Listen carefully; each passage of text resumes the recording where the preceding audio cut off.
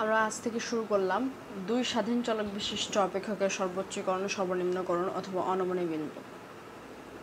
ঠিক আছে, যারা আগের লেকচারগুলো দেখোনি এখানে আই বাটনে ভিডিও রয়েছে, সেখান থেকে আগের লেকচারগুলো দেখে আসতে পারো। আগের লেকচারগুলো দেখা খুবই ইম্পর্টেন্ট। আগের লেকচারের সাথে সামঞ্জস্য রেখে আর কি এই পরের ধাপে আমরা অগ্রসর হচ্ছি। তো আজকে আমি যেটা করবো সেটা হচ্ছে শুধু আমি তোমাদের সূত্র লিখে দিব এবং সূত্র বুঝিয়ে দিব, কারণ আজকের সূত্রটা আমাদের সূত্রগুলো এবার কিন্তু অনেক বড় হবে। তো সূত্রের সাথে যদি আমি অঙ্ক মিক্স করে দিই ভিডিওটা অনেক লং হয়ে যাবে, প্রায় 40 মিনিট হয়তো কাছাকাছি চলে যাবে। এত বড় ভিডিও কেউ দেখতে চায় না, তখন কী করে শুধু কাটে আর কাটে, কাটে আর কাটে, কাটতে তো আর আমি যে কথাগুলো বলি সেগুলো তো আর তোমাদের কানে যাবে না। এই জন্য আজকে শুধু আমি সূত্র দেখিয়ে দিব, পরবর্তী লেকচারে আমরা অঙ্ক করা শুরু করব। তো আগের মতো এখানে আমাদের প্রয়োজনীয় শর্ত এবং পর্যাপ্ত শর্ত রয়েছে। তো আমরা এখানে লিখি প্রয়োজনীয় শর্ত, ঠিক আছে। আর এখানে লিখি পর্যাপ্ত শর্ত, পর্যাপ্ত শর্ত, ঠিক আছে। তো ঠিক আছে। তো প্রথমে আমরা দেখব সর্বোচ্চকরণের। কি দেখব আমরা? সর্বোচ্চকরণ। দেখো, সর্বোচ্চকরণ যদি বলে আমাদের প্রয়োজনীয় শর্তটা Z X equal to 0। Z x মানে কি? জেড এক্স মানে আমি বুঝাচ্ছি যে তোমাদের ডিফারেন্সিয়েশন, অর্থাৎ এক্সের সাপেক্ষে ডিফারেন্সিয়েশন করতে হবে। একটু শুনে রাখো, এখন হয়তো বুঝবা না, আমি যখন করাবো তখন কোনো কনফিউশন থাকবে বলে আমার মনে হয় না। আমি যে আগের লেকচারগুলো করিয়েছি, অর্থাৎ এক স্বাধীন চলক বিশিষ্ট যেটা তোমাদেরকে করিয়েছি, সেটার কি তোমাদের কোনো প্রবলেম রয়েছে ওটা বুঝতে? বা আমার মনে হয় না প্রবলেম রয়েছে। তবুও যাদের যদি প্রবলেম থেকে থাকে আমাকে একটু জানাও, বা তোমাদের কি কোনো কাজে এসেছে আমার আগের লেকচারগুলো, যদি তোমাদের কাজে এসে থাকে আমাকে একটু কমেন্ট করে জানাতে পারো। আচ্ছা, ঠিক আছে। তো জেড এক্স ইকুয়াল টু 0 এবং জেড ওয়াই ইকুয়াল টু 0, এটা হচ্ছে আমাদের সর্বোচ্চকরণ, প্রয়োজনীয় শর্ত। এখন পর্যাপ্ত শর্তের দিকে আমি যাব। তো পর্যাপ্ত শর্তের H1 নির্ণায়ক চিহ্ন এটা equal to Z X X less than 0। বুঝতেছ না আমি জানি, বোঝার দরকার নাই, শুধু দেখো, একটু মাথায় রাখো। তাই বলে না দেখে কিন্তু বুঝতে পারবে না তখন আবার।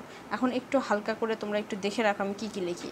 Z X X, Z X Y, Z Y X এবং জেড ওয়াই ওয়াই, এটা হবে গ্রেটার দ্যান 0 গেল। এটা আমাদের কি গেল? সর্বোচ্চকরণের সূত্রে গেল। এখন আমরা দেখব সর্বনিম্নকরণ।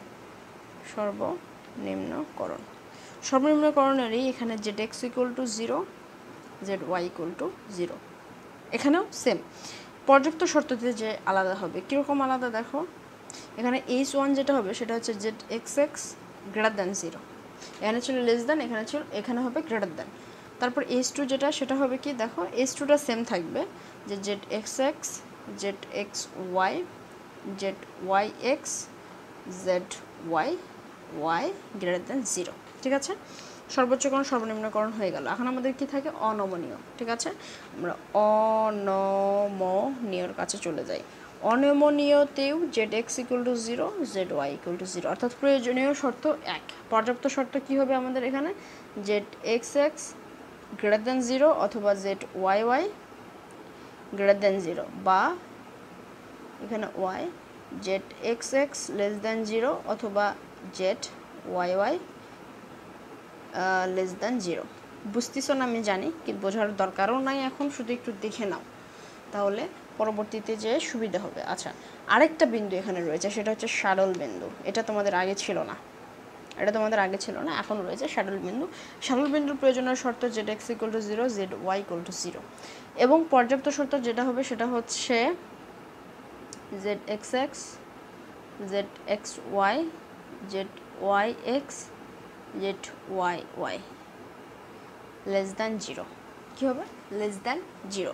এখন এখানে কিছু দুইটা শর্ত রয়েছে। 1 নম্বর শর্ত দেখো, এখানে এটা শেষ হয়ে গেল। 1 নম্বর শর্ত বলেছে যে H2 যদি H2 লেস দ্যান 0 হয় তাহলে স্যাডল পয়েন্ট পাওয়া যায়, আর যদি 2 নম্বর শর্তটা বলেছে H2 ইকুয়াল টু 0 হলে চরম মান